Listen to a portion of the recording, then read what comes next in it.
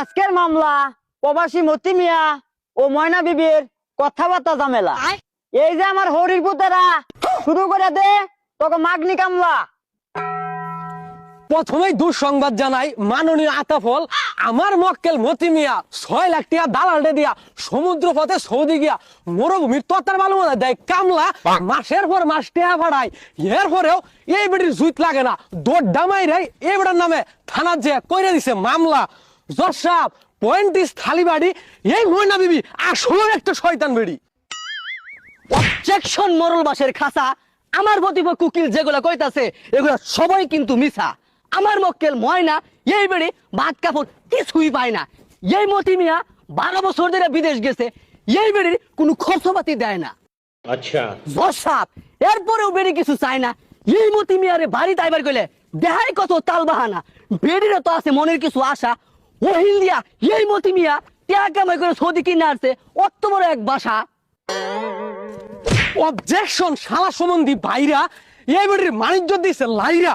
এই ময়না বিবি দেখতে একটু সুন্দরী, এলাকার সব পোলাপনের লগে টাঙ্কি মারে।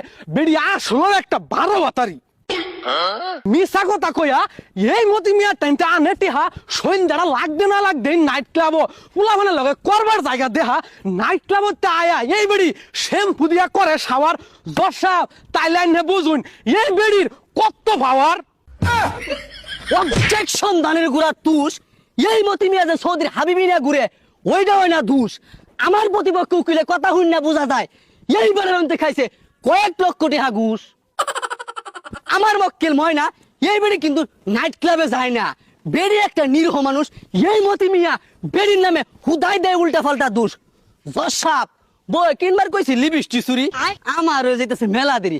আইনেই মামলা রাইডা দেহা লাইনছে তাড়াতাড়ি। Order order order.